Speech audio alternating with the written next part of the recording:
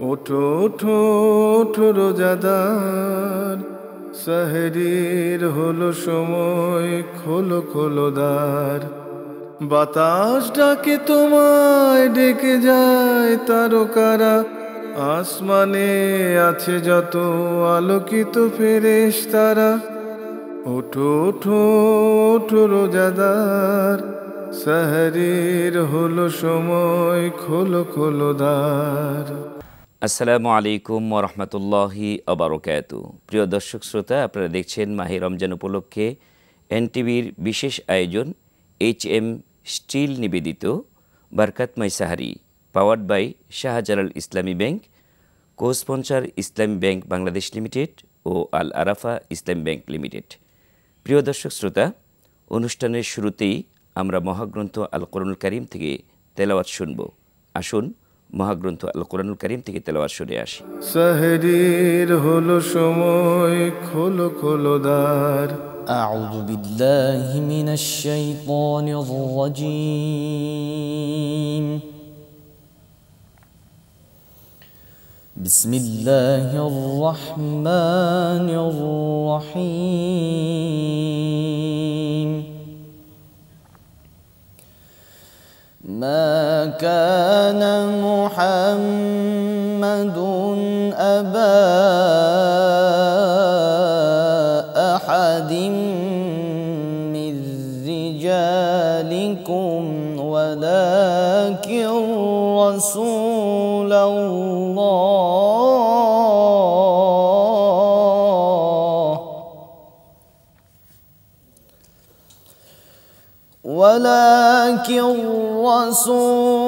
الله وخاتم النبيين وكان الله بكل شيء عليما. يا أيها الذين آمنوا اذكروا الله ذكرا كثيرا. بسم الله الرحمن الرحيم. ما كان محمد أبا أحد من رجالكم ولكن رسول الله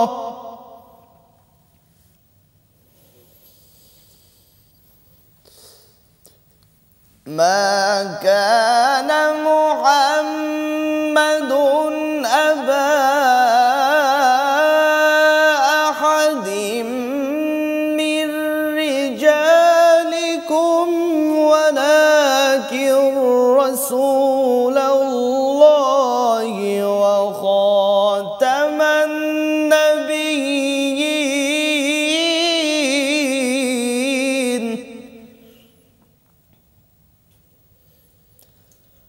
وكان الله بكل شيء عليما. يا أيها الذين آمنوا اذكروا الله ذكرا كثيرا وسبحوه بكرة وأصيلا.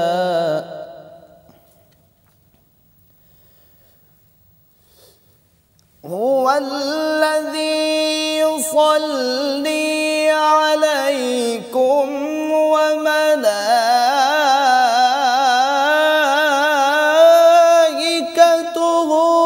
ليخرجكم من الظلمات إلى النور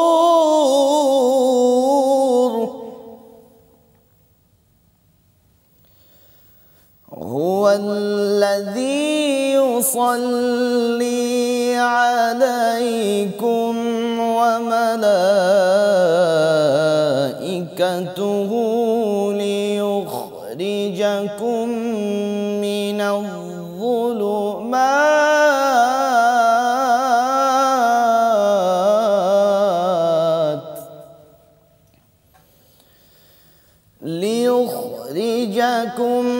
من الظلمات إلى النور وكان بالمؤمنين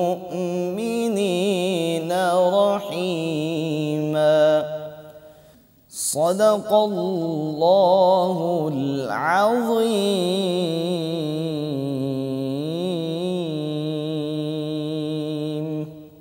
আলহামদুলিল্লাহ। প্রিয় দর্শক শ্রোতা, আমরা সুললিত কণ্ঠে কোরআনুল কারীমের তেলাওয়াত শুনলাম। আসুন কোরআনুল কারীম থেকে একটু সংক্ষিপ্ত তাফসির শুনে আসি। সাহরির হলো সময়, খোলো খোলো দ্বার। ইন্নাল হামদুলিল্লাহ ওয়াসসালাতু ওয়াসসালামু আলা রাসূলিল্লাহি ওয়া বা'দ। ফাউযু বিল্লাহি মিনাশ শাইতানির রাজীম। বিসমিল্লাহির রহমানির রহিম। ওয়াকারনা ফি বুয়ুতিকুন্না ওয়া লা তাবাররাজনা তাবাররুজাল জাহিলিয়াতিল উলা। সম্মানিত দর্শক শ্রোতা, 22তম পারায় শুরু হয়েছে সূরাতুল আহজাব দিয়ে। সূরা আহজাবের কিছু অংশ, সূরা ফাতিরের কিছু অংশ, সূরা সাবা এবং সূরা ইয়াসিন, 4টি সূরা আলোচনা করা হয়েছে 22তম পারায়। আহজাব মানে হচ্ছে দল। এই সূরাটিতে 20 নম্বর যে আয়াত, ইয়াহসাবুন আল আহজাব লাম ইয়াযহাবু, এই 20 নম্বর আয়াত থেকে আহজাব নামকরণ করা হয়েছে। উক্ত সূরায় 3টি বিষয়ে আলোচনা করা হয়েছে। 1 নম্বর, যে আহজাবের যুদ্ধ 5ম হিজরি শাওয়াল মাসে সংগঠিত হয়েছিল, সেই বিষয়টি সম্পর্কে আলোকপাত করা হয়েছে। 2 নম্বর যে বিষয়টি আলোচনা করা হয়েছে সেটি হলো যেই বনু কুরাইজার যে যুদ্ধটা সংগঠিত হয়েছিল 5ম হিজরির জিলকাদ মাস সংগঠিত হয়েছিল। 3য় যে বিষয়টি আলোচনা করা হয়েছে, হযরত জাইনাব রাদিয়াল্লাহু তাআলা আনহার সাথে রাসূল সাল্লাল্লাহু আলাইহি ওয়াসাল্লামের বিবাহ সংগঠিত হয়েছিল, সেটিও হয়েছিল জিলকাদ মাসে। এই 3টি বিষয় নিয়ে আলোচনা করা হয়েছে এবং এই 22তম পারায় কয়েকটি বিষয় উপস্থাপন করা হয়েছে, যেমন পর্দার বিষয় এবং রাসূল সাল্লাল্লাহু আলাইহি ওয়াসাল্লামকে নিয়ে কিছু কথাবার্তা বলা হয়েছে। নারীদেরকে উদ্দেশ্য করে আল্লাহ বলেছেন, ওয়াকুল্লিল মুকমিনাতি ইয়াগুদুদনা মিন আবসারিহিন্না ওয়া ইয়াহফাজনা ফুরুজাহুন্না। মুমিন নারী যারা আছে, মুমিনা নারী যারা আছে, তারাও যখন চলবে, রাস্তায় বের হবে, তাদের চক্ষু নত রাখবে এবং তাদের যেই হিজাব, এই হিজাব তারা ব্যবহার করবে, হিজাব পরবে, তাদের বক্ষ পুঞ্জের উপর একটা আলাদা চাদর ডেকে রাখবে। এমন প্রদর্শন, এমন অলঙ্কারের ঝনঝনানি তারা করতে পারবে না যেটার জন্য মানুষ আরও আকৃষ্ট হয়ে যায়। পর্দা খুব গুরুত্বপূর্ণ ইসলামের বিধান। নামাজ, রোজা, হজ, যাকাত যেরকমভাবে ফরজ, প্রত্যেক প্রাপ্তবয়স্ক মুসলমান নর এবং নারীর উপরে পর্দা করা ঠিক এরকমভাবেই ফরজ। পর্দার ব্যাপারে বলা হচ্ছে যে শুধু পুরুষ পর্দা করবে না এবং শুধু নারীরা পর্দা করবে না, নারীও পর্দা করবে, পুরুষও পর্দা করবে। রাসূল সাল্লাল্লাহু আলাইহি ওয়াসাল্লাম পর্দার ব্যাপারে বলেছেন, ক্বালাল মারআতু আওরাতুন ফাইদা খারাজতা ইস্তাশরাফাহা শাইতান। নারীরা হচ্ছে পর্দায় তাকার বস্তু, নারীরা হচ্ছে পর্দায় তাকবে, পর্দা তারা লঙ্ঘন করবে না। তারা যখন বাহিরে বের হবে, পর্দা লঙ্ঘন করে যখন তারা বাহিরে যায়, শয়তান তাদেরকে প্রদর্শন করে দেখায়, অর্থাৎ শয়তানের চোখে, খারাপ মানুষের চোখে তাদের সৌন্দর্য পরিস্ফুটিত করে ওঠানো হয় এবং যার কারণে নারীদের শ্লীলতাহানি হয় এবং তারা বেইজ্জতি হয় এবং তারা ইজ্জত সম্ভ্রম নষ্ট হতে হয়। যার কারণে রাসূল সাল্লাল্লাহু আলাইহি ওয়াসাল্লাম এই কঠিন সাবধানবাণী দিয়েছেন, ক্বালাল মারআতু আওরাতুন ফাইদা খারাজতা ইস্তাশরাফাহা শাইতান। নারীরা হচ্ছে পর্দায় তাকার বস্তু, তারা পর্দায় থাকবে, তারা পর্দা লঙ্ঘন করে ঘর থেকে বের হবে না। সম্মানিত ভাইয়েরা, পর্দা সম্পর্কে 22তম পারায় আলোচনা করা হয়েছে এবং 22তম পারার মধ্যে অন্য একটি বিষয় উপস্থাপিত হয়েছে, আলোচিত হয়েছে। আল্লাহ পাক রব্বুল আলামিন বলেছেন, মা কানা মুহাম্মাদুন আবা আহাদিম মির রিজালিকুম ওয়ালাকিন রাসূলুল্লাহি ওয়া খাতামান নাবিয়্যিন। রাসূল সাল্লাল্লাহু আলাইহি ওয়াসাল্লামকে নিয়ে যখন মক্কার কাফেরেরা বিভিন্ন অপবাদ দিয়েছিল, রাসূল সাল্লাল্লাহু আলাইহি ওয়াসাল্লামের সন্তান যখন ছিল না, কোনো প্রাপ্তবয়স্ক কোনো ছেলে সন্তান ছিল না, মক্কার কাফেররা যখন এটা নিয়ে রাসূল সাল্লাল্লাহু আলাইহি ওয়াসাল্লামকে বিভিন্নভাবে কথা বলতেছিল এবং রাসূল সাল্লাল্লাহু আলাইহি ওয়াসাল্লামের যে পালক পুত্র ছিল হযরত জায়েদ রাদিয়াল্লাহু তাআলা আনহু, তাকে নিয়ে কিছু কথা বলেছিল, তারপরে রাসূল সাল্লাল্লাহু আলাইহি ওয়াসাল্লামের পবিত্রতা বর্ণনার জন্য আল্লাহ পাক রব্বুল আলামিন বললেন, মা কানা মুহাম্মাদুন আবা আহাদিম মির রিজালিকুম, মুহাম্মদ সাল্লাল্লাহু আলাইহি ওয়াসাল্লাম তোমাদের মধ্যে কোনো পুরুষের পিতা নয়। তিনি কোনো পুরুষের পিতা নন, তিনি হচ্ছেন নবী, তিনি শেষ নবী। রাসূল সাল্লাল্লাহু আলাইহি ওয়াসাল্লাম হচ্ছে আমাদের জন্য শেষ নবী, আমাদের জন্য শেষ আদর্শ, সর্বোত্তম আদর্শ, সর্বোত্তম নমুনা। আল্লাহ পাক রব্বুল আলামিন বলেছেন, লাকাদ কানা লাকুম ফি রাসূলিল্লাহি উসওয়াতুন হাসানা, তোমাদের জন্য মুহাম্মদ সাল্লাল্লাহু আলাইহি ওয়াসাল্লামের মধ্যে রয়েছে সর্বোত্তম আদর্শ, সর্বোত্তম নমুনা। এর বাহিরে অন্য কোনো আদর্শ নাই, এর বাহিরে অন্য কোনো পদ্ধতি নেই, এর বাহিরে অন্য কোনো নেতা মানা যাবে না। আল্লাহ রাসূলের আদর্শ হচ্ছে সর্বোত্তম আদর্শ, সেই আদর্শটাকেই আমাদেরকে মেনে চলতে হবে। সম্মানিত দর্শক শ্রোতা, আল্লাহ পাক রব্বুল আলামিন 22তম পারার মধ্যে অন্য একটি বিষয় আলোচনা করেছেন, মানুষ কিভাবে গুমরাহ হয়ে যায়, মানুষ কিভাবে গুমরাহ হয়ে যায়, মানুষ তাদের আমল আখলাক থেকে রাসূলের আদর্শকে ব্যতি রেখে অন্যের আদর্শ জীবনে ধারণ করে লালন করে তারা আদর্শ থেকে বিচ্যুত হয়ে যাচ্ছে, এটা সম্পর্কে আল্লাহ পাক রব্বুল আলামিন কোরআনুল কারীমের মধ্যে অসংখ্য জায়গায় সাবধান বাণী দিয়েছেন, মানুষদেরকে সাবধান করেছেন। সম্মানিত দর্শক শ্রোতা, আল্লাহ পাক রব্বুল আলামিন এই কোরআনুল কারীমটা আমাদের জন্য দিয়েছেন, আমাদের জন্য একটা আদর্শিক গাইড বুক, আমাদের জন্য একটা সংবিধান, আমাদের জীবন ব্যবস্থা। এই জীবন ব্যবস্থাকে উপলব্ধি করার জন্য এই কোরআনুল কারীমকে আমাদেরকে জানতে হবে। এই রমজান মাস হচ্ছে কোরআনকে জানার মাস। আল্লাহ পাক রব্বুল আলামিন কী দিয়েছেন, এই কোরআনের মাধ্যমে আমাদেরকে কি অর্জন করতে বলেছেন, সেই জিনিসগুলো আমাদেরকে উপলব্ধি করতে হবে এবং আমাদেরকে অর্জন করতে হবে। সম্মানিত দর্শক শ্রোতা, আপনারা দেখছেন কোরআনুল কারীমের সাথে যেই মানুষটা লেগে থাকে, কোরআনুল কারীমের সাথে যেই মানুষের জীবন লেগে থাকে, তাকে আল্লাহ পাক রব্বুল আলামিন সম্মানিত করেন। আল্লাহ রাসূল সাল্লাল্লাহু আলাইহি ওয়াসাল্লাম বলেছেন, যেই ব্যক্তি আমার উপরে একবার দরুদ পাঠ করবে, আল্লাহ পাক রব্বুল আলামিন তার উপরে 10 বার রহমত নাজিল করবে, 10টি রহমত তার উপরে দেবে, 10টি গুনাহ মাফ করে দেবে।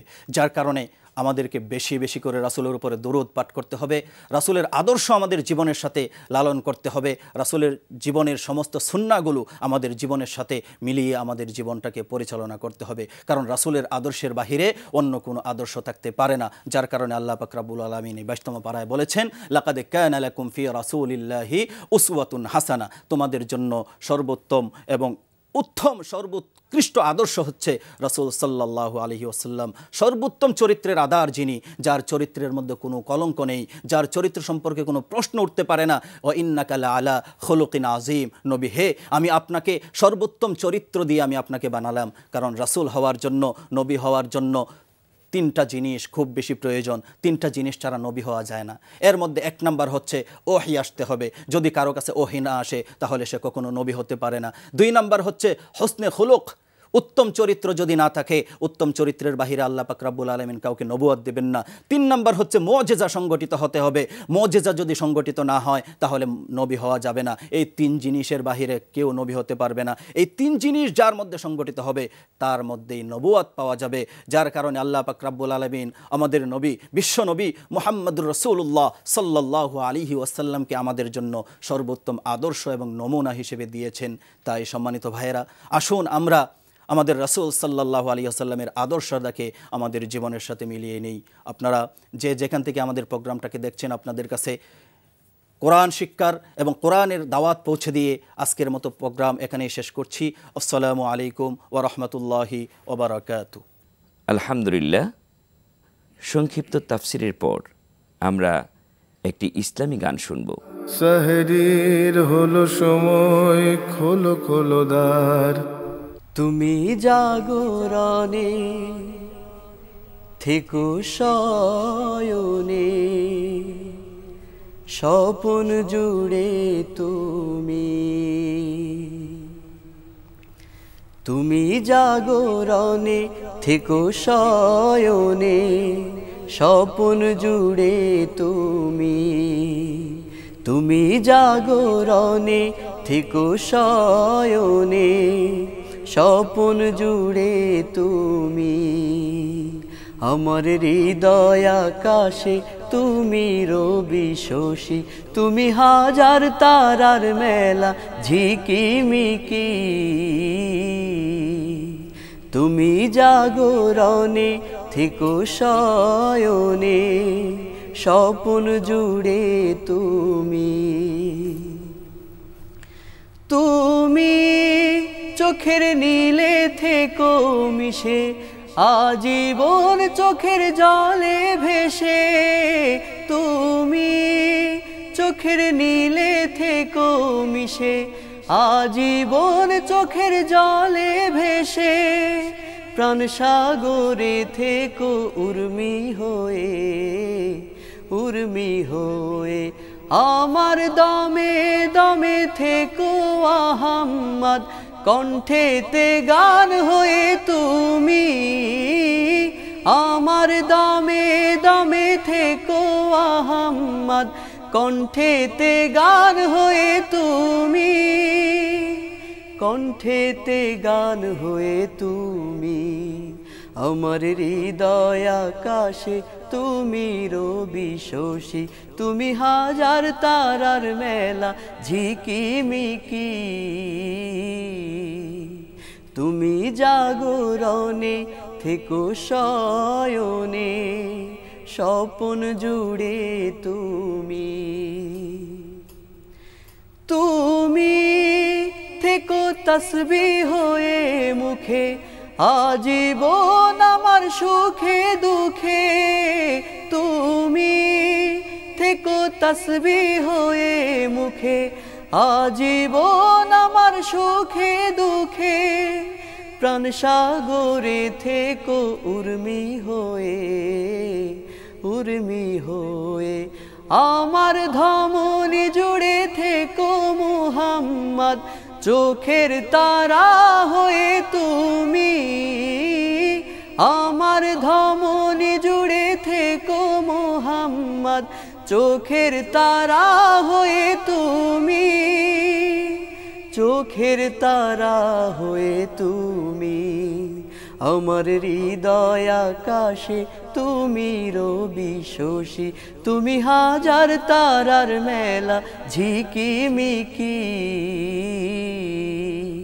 তুমি জাগরণে থেকো শয়নে, স্বপ্ন জুড়ে তুমি। তুমি জাগরণে থেকো শয়নে, স্বপ্ন জুড়ে তুমি। স্বপ্ন জুড়ে তুমি। স্বপ্ন জুড়ে তুমি। কেনাকাটায় স্মার্ট হতে পেমেন্ট হোক বিকাশে। প্রিয় দর্শক শ্রোতা, আমরা প্রতি পর্বেই কোনো না কোনো বিষয় নিয়ে আলোচনা করে থাকি। এখন আলোচনা পর্ব। এই পর্বে আজকে যে বিষয় নিয়ে আলোচনা হবে তা হচ্ছে সৎ কাজের আদেশ, অসৎ কাজের নিষেধ। এই বিষয়ে যারা কথা বলবেন, চলুন প্রথমেই তাদের সাথে পরিচিত হয়ে নেই। আমার ডান পাশে আছেন বিশিষ্ট ইসলামী চিন্তাবিদ হজরত মাওলানা হাফেজ সুলাইমান ফারুকী। আসসালামু আলাইকুম রহমতুল্লাহি ওয়া বারাকাতুহু। আরও আছেন বিশিষ্ট মিডিয়া ব্যক্তিত্ব, ইসলামী চিন্তাবিদ, গবেষক, প্রিন্সিপাল মাওলানা মোশাররফ হোসাইন সাহেব। আসসালামু আলাইকুম ওয়া রাহমাতুল্লাহি ওয়া বারাকাতুহু।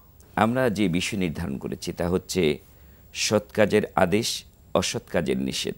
প্রথমে যদি হাফেজ মাওলানা সুলাইমান ফারুকী সাহেবের কাছে আসি, যে আজকে আমরা সৎ কাজের আদেশ এবং অসৎ কাজের নিষেধ, এই দুটি বিষয়ে আল্লাহ সুবহানাহু ওয়া তাআলা আমাদের ওপর কী দিক নির্দেশনা দিয়েছেন। আল্লাহ রাব্বুল ইজ্জা ওয়াল জালাল এই পৃথিবী সৃষ্টি করেছেন, হাজার হাজার মাখলুকাত সৃষ্টি করেছেন, তার মধ্যে মানুষ সর্বশ্রেষ্ঠ জাতি, যাদেরকে একটা সময় অতিক্রান্ত হওয়ার পরে এই জমিন থেকে চলে যাবে, মরে যাবে, আবার তারা হাসরের ময়দানে আল্লাহর দরবারে উঠবে বিচারের জন্য, হিসাব দিতে হবে। আল্লাহ সুবহানাহু ওয়া তাআলা এই জমিনের মধ্যে মানব জাতিকে একদমই স্বাধীন করে দেননি। তাদেরকে ভালো মন্দ যা করবে তার বিচার হবে, হাসরের ময়দানে পূর্ণাঙ্গ হিসাব তাকে দিতে হবে।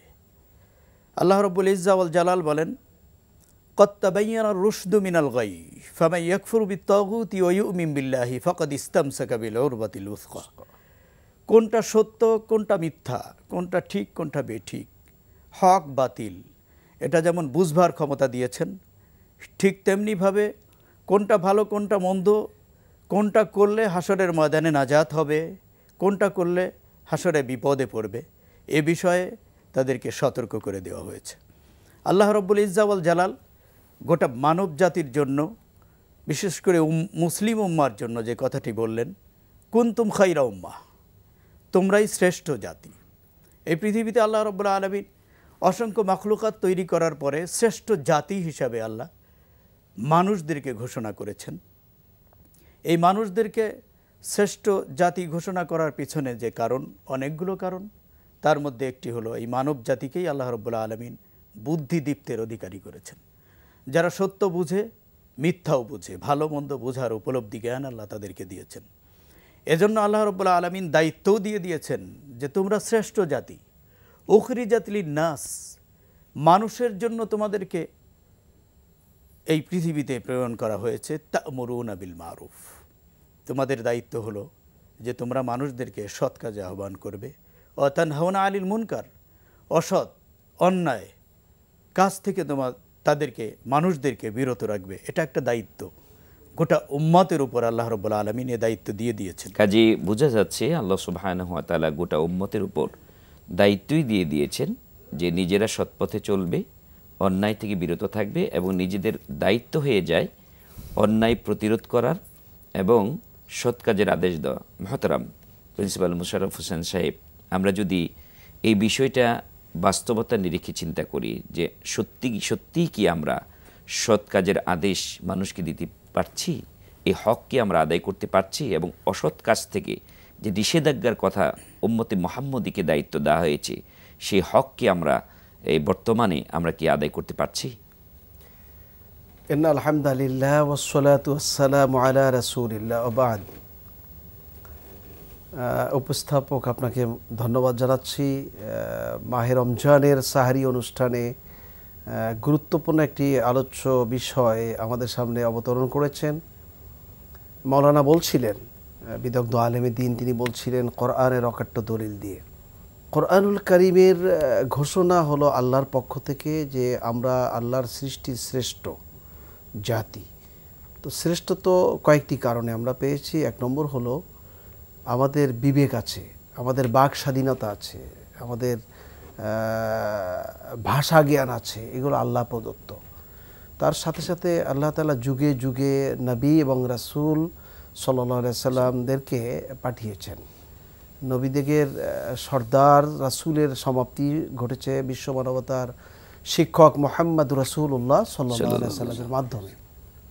তো এই রাসূলের মাধ্যমে যে কোরআন আমাদের কাছে এসছে, এই কোরআনের মধ্যে দর্শন আছে, বিচার নীতি আছে, শাসন নীতি আছে, অর্থনীতি আছে, সমাজনীতি আছে, নামাজ নীতি আছে, সব নীতিমালা এখানে আছে। তো এই নীতিমালাগুলো রাসূল আকরাম সাল্লাল্লাহু আলাইহি সাল্লামের গোটা নবুয়তের জিন্দেগিতে তিনি ইমপ্লিমেন্ট করেছেন, বাস্তবে প্রয়োগ করেছেন। এবং এই রাসূলের জিন্দেগিতে কোরআনকে তিনি যে জীবন্ত কোরআন হিসেবে উপস্থাপন করেছেন, তার মধ্যে তিনি এই সৎ কাজের আদেশ এবং খারাপ কাজের বাধা নিষেধ, এই বিষয়টি কোরআনের দলিল রাসূলের উপর ফরজ ছিল, সাহাবা আজমাইনদের জন্য ফরজ ছিল, এটা আমাদের জন্য ফরজ। এবং এই কাজটি করা ফরজ। এই জন্য হযরত লুকমান আলাইহিস সালাতু ওয়াসসালামের ব্যাপারে আমরা জানি কোরআনুল কারীমের মধ্যে সূরা লুকমান এসেছে, একটি সূরা। তো সেখানে তিনি তার ছেলেদেরকে অনেকগুলো নসিহত করেছেন। সেই নসিহতের মধ্যে হযরত লুকমান আলাইহিস সালাতু ওয়াসসালাম যে নসিহত করেছিলেন, সেটা আল্লাহ তাআলা ওহী হিসেবে আল্লাহর কথা, কিন্তু লুকমান আলাইহিস সালাতু ওয়াসসালাম নসিহত করেছিলেন, কোরআনের মধ্যে কোট করেছেন, নাজিল করেছেন। সেখানের আয়াতটি হলো বিসমিল্লাহির রহমানির রহিম, ইয়া বুনাইয়া আকিমিস সালাতা ওয়া আমুর বিল মা'রুফ ওয়া নাহু আনিল মুনকার ওয়াসবির আলা মা আসাবাকা ইন্না যালিকা মিন আজমিল উমুর, ইলা আখিরিল আয়া। লোকমান তার সন্তানকে নসিহত করলেন, হে বৎস, হে ছেলে, আকিমিস সালাহ, নামাজ কায়েম করো, নামাজ প্রতিষ্ঠা করো, অমর বিল মারুফ, মানুষকে সৎ কাজের আদেশ করো, অনহাউ আনিল মুনকার, খারাপ কাজের বাধা প্রদান করো। এবং এই কথা বলেই তিনি ক্ষান্ত হন নাই, শেষ করে দেন নাই। তিনি বলেছিলেন ওয়াসবির আলা মা আসওয়াবাকা, তোমার উপর যদি মুসিবত আসে, সংকট আসে, হুমকি ধমকি, মামলা হামলা আসে, তাহলে তুমি ধৈর্য ধারণ করবে। যে খারাপ কাজের বাধা দিতে গিয়ে তুমি যদি কোনো সংকটে পড়ো, তার মানে এই কোরআনের দর্শন হলো সৎ কাজের আদেশ করতে গেলে বাধা না আসলেও খারাপ কাজের বাধা দিতে গেলে মুসিবত আসবে, বিপদ আসবে, সংকট আসবে, জীবনের হুমকি আসবে। এই যে সৎ কাজের আদেশ, ওয়ামুর বিল মারুফ, আমির না হলে আমর করা যায় না। আমির মানে নেতৃত্ব, কর্তৃত্ব না থাকলে আদেশ করা যায় না। একটা মসজিদের যদি জেলা পরিষদের একটা বড় মসজিদের ইমাম মুসাল্লিয়ানে কেরামদেরকে অনুরোধ করতে পারেন, কিন্তু জেলা পরিষদের মসজিদের ইমাম বাদে যদি জেলা পরিষদের জেলা প্রশাসক অথবা জেলা পরিষদের চেয়ারম্যান, তিনি কিন্তু তার তার অনুসারী যারা, তার পরিমণ্ডলে যারা, তাদের উপর নির্দেশ করতে পারেন যে আগামী দিন থেকে এটা চলবে না। কেনাকাটায় স্মার্ট হতে পেমেন্ট হোক বিকাশে। যদি দায়িত্বশীল হয়, দায়িত্বশীল হলেই, আমির হলেই তিনি আদেশ করার সে সুযোগটা থাকে, তখন আর অনুরোধ করতে হয় না। এই বিষয়টা যদি আরেকটু ক্লিয়ার করতেন। বিশ্লেষণ করতে যে আমি বলতে চাই যে এখানে দুইটি বিষয়, একটি হলো ভালো কাজের উৎসাহ বা আদেশ করা, খারাপ কাজের বাধা দেওয়া। এখন ভালো কাজের ডেফিনেশন, সংজ্ঞা, এটা কোথায় পাবো? এটা গোটা রাসূলের জিন্দেগিতে নাজিলকৃত আল্লাহর ঐশী বাণী আল কোরআন থেকে পাবো। এই জন্য মহাগ্রন্থ আল কোরআনের মধ্যে আদেশসূচক আয়াত রয়েছে 522টির মতো। কেউ কেউ এভারেজ বলে থাকেন 550, কেউ বলেন 500, কিন্তু 522টির মতো আয়াত রয়েছে আদেশসূচক নিষেধকৃত আয়াত। এই আয়াতগুলো কিন্তু এমনি এমনি তেলাওয়াতের জন্য শুধু নাজিল হয়নি। আমরা এই যে তারাবিতে তেলাওয়াত করেছি, শুনেছি, আমরা তারাবি 20 রাকাত 8 রাকাত যে যাই পড়ি না কেন, যেখানে তারাবি 27 তারিখ পর্যন্ত গোটা কোরআন তেলাওয়াতের মাধ্যমে আমরা শুনে থাকবো। তো এই তেলাওয়াতের জন্য শুধু কোরআন নাজিল হয়নি, তিলাওয়াতের জন্যও নাজিল হয়েছে। কোরআনের যতগুলো হক রয়েছে 6টি, রিডিং পড়তে শেখা, তেলাওয়াত করা, স্টাডি করা, তারপরে গবেষণা করা, তারপরে তালিম দেওয়া, তারপরে কোরআনের উপরে সর্বোপরি আমল করা, এই 6টি বিষয়। তো সেক্ষেত্রে not only for recitation of the holy Quran, Quran শুধুমাত্র তেলাওয়াতের জন্য নাজিল হয়নি। তাহলে আল্লাহ তাআলা বলতেন না কিতাবুন আনজালনাহু ইলাইক লিতুখরিজান নাসা মিনাজ জুলুমাতি ইলান নূর, রাসূল হে আপনার কাছে এমন এক ঐশী বাণী মহাগ্রন্থ আল কোরআন নাজিল করেছি, এমন এক গ্রন্থ নাজিল করেছি, কিতাব নাজিল করেছি, যে কিতাবের মাধ্যমে আপনি অন্ধকারে জাহান্নামের মধ্যে, জাহান্নামের পথের মধ্যে যারা নিমজ্জিত হাবুডুবু খাচ্ছে, তাদেরকে আপনি খুঁজে খুঁজে বের করে জান্নাতের আলোকময় রাস্তা দেখাবেন। কোরআন এসেছে আলোকিত রাস্তা দেখানোর জন্য, মানুষকে আলোকিত করার জন্য, মানুষের অধিকার ফিরিয়ে আনার জন্য, স্বাধীনতার জন্য এবং জান্নাতের দিশা পাওয়ার জন্য। সৎ কাজের আদেশ আমার শেষ একটি সেন্টেন্স হলো যে এই কাজটি যদি আমরা কেউ না করি তাহলে আমাদের দোয়াও আল্লাহ তাআলা কবুল করবেন। এ ব্যাপারে হাদিস রয়েছে, একবার সহিহ হাদিস রয়েছে। সে হাদিসটি হলো, তোমাদের উপর অপরিহার্য দায়িত্ব হলো মানুষকে সৎ কাজের আদেশ করা, খারাপ কাজের বাধা দেওয়া। কিন্তু কেউ কেউ এই কাজটি অবহেলা করে অথবা তুচ্ছ তাচ্ছিল্য করে এটাকে অবলুপ্ত রেখে দায়িত্ব পালন করবে না। কিন্তু এরপরে তাদের উপর যখন মুসিবত এসে যাবে, বিভিন্ন বিপদ আপদ এসে যাবে, তখন তারা হাত তুলে বড় বড় লম্বা মোনাজাত করবে, দোয়া করবে, কিন্তু আল্লাহ তাআলা তাদের দোয়া কবুল করবেন না। অতএব যদি দোয়াও আল্লাহর কাছে কবুল করতে হয়, আমাদের এই যে মহামারী কোভিড-19 গেল, এরপরে অর্থ সংকট, মন্দা, বিভিন্ন রকমের এই যে মশার প্রচন্ড উপদ্রব, সকল ক্ষেত্র থেকে বাঁচার জন্য সৎ কাজের আদেশ এবং প্রত্যেক দায়িত্বশীল আল্লাহ তাআলা যাদেরকে দায়িত্ব দিয়েছেন তাদের উচিত হচ্ছে আল্লাহ তাআলার নির্দেশগুলি, আদেশগুলি সমাজে বাস্তবায়ন করার দায়িত্ব নেওয়া, দায়িত্ব সহকারে দায়িত্ব নেওয়া। মহতারাম, বিরতির পূর্বে আপনি চমৎকার আলোচনা করছিলেন আল্লাহ সুবহানাহু ওয়া তাআলা উম্মতের যে উত্তম উম্মাহ যারা, তাদের দুটি গুণ, একটি হচ্ছে সৎ কাজের আদেশ, অসৎ কাজের নিষেধ। এই অসৎ কাজের নিষেধ করতে গেলেই কিন্তু অনেক প্রতিবন্ধকতা আসে, বিধায় আমরা এই লাইনে অনেকে হাঁটি না। যে আমরা নিজের চোখের সামনে অন্যায় দেখছি, এমনকি মুখ দিয়ে পর্যন্ত আমরা এটাকে প্রতিরোধ করার মতো সাহস করি না। তো একজন মুমিন হিসাবে আমরা কোন কোন পর্যায়ে এই অবস্থাটা আমরা করতে পারি, যে একটা অন্যায় দেখলে আমরা কতটুকু বাধা দিতে পারি বা কতটুকু আমরা এখানে ভূমিকা রাখতে পারি, সে বিষয়টা যদি কোরআন এবং সুন্নাহর দৃষ্টিকোণ থেকে আপনি উপস্থাপন করতেন। ধন্যবাদ মোহতারাম আপনাকে। আসলে সৎ কাজের আদেশ, অসৎ কাজের নিষেধ, উদ্দেশ্যটা কি? উদ্দেশ্য হলো বিশৃঙ্খল এই সমাজকে ঠিক করা, উশৃঙ্খলতা দূর করে দেওয়া, অন্ধকারকে দূর করে আলোকে এনে দেওয়া, উদ্দেশ্য এটা। আল্লাহ রসুল সাল্লাল্লাহু আলাইহি ওয়াসাল্লাম একটি গুরুত্বপূর্ণ হাদিস বর্ণনা করেছেন, মার রাআ মিনকুম মুনকারান ফালিয়ুগাইয়িরহু বিয়াদিহি ফাইন লাম ইয়াস্তাতি ফাবিলিসানি ওয়াইন লাম ইয়াস্তাতি ফাবিকলবি ওয়াইন লাম ইয়াস্তাতি ফাবিলিসানি ফাইন লাম ইয়াস্তাতি ফাবিকলবি ওয়া যালিকা আযআফুল ঈমান। রাসূল সাল্লাল্লাহু আলাইহি ওয়াসাল্লাম যে কথাটি বললেন, মার রাআ মিনকুম মুনকারান ফালিয়ুগাইয়িরহু বিয়াদিহি, গাইয়ির মানে কি? গাইয়ির আই তাগাইয়ুর, তাবাদ্দুল, পরিবর্তন করে দেওয়া। এর মানে এই নয় যে আপনি অন্যায় দেখলেন সেখানে একটা বাধা দিয়ে গণ্ডগোল লাগিয়ে দিলেন। উদ্দেশ্য হলো যেখানে অন্যায় চলছে অন্যায়টাকে দূর করে ওখানে ন্যায় প্রতিষ্ঠিত করা। পর্যায় হলো তিনটা। একটা হলো যে আপনি যখন দেখবেন, যদি ক্ষমতা থাকে, যেমন মোহতারাম মোশাররফ ভাই বললেন যে যারা প্রশাসনে আছেন তাদের ক্ষমতা আছে, তারা ডাইরেক্ট সেটাকে বাধা দিয়ে অন্যায়টাকে সরিয়ে দিতে পারে, কিন্তু আমরা পারছি না। আমরা সেক্ষেত্রে আমাদের করণীয় কি? টার্গেট থাকতে হবে, অবশ্যই টার্গেট থাকতে হবে যে আমার এই অন্যায়টাকে এই সমাজ থেকে সরাতে হবে, চুরি বন্ধ করতে হবে, ডাকাতি বন্ধ করতে হবে, জেনা ব্যভিচার বন্ধ করতে হবে। তো সেক্ষেত্রে বন্ধ করার প্রক্রিয়াটা কি? প্রথমত যে আপনি যদি ক্ষমতা রাখেন তাহলে আপনি হাতের দ্বারা বাধা দিয়ে অন্যায়টাকে সরিয়ে ন্যায় প্রতিষ্ঠিত করা আপনার দায়িত্ব হলো। ইটস ইয়োর ডিউটি যে আপনি এখানে আপনার দায়িত্ব হলো আপনি অন্যায় সরিয়ে ন্যায় প্রতিষ্ঠিত করবেন। কোন প্রক্রিয়ায় করবেন? আপনি যদি বাধা দিয়ে পারেন, অন্যায় সরিয়ে দিয়ে ডাইরেক্ট হাতের দ্বারা, শক্তির দ্বারা শক্তি প্রয়োগ করে আপনি সেখানে ন্যায় প্রতিষ্ঠিত করবেন। পারলেন না, আপনি জবান দিয়ে বলে, যেভাবেই হোক, ওয়াজ নসিহত করে। এটা তো আল্লাহ বলে দিয়েছেন, উদু ইলা সাবিলি রাব্বিকা বিল হিকমা ওয়াল মাউইজাতিল হাসানা।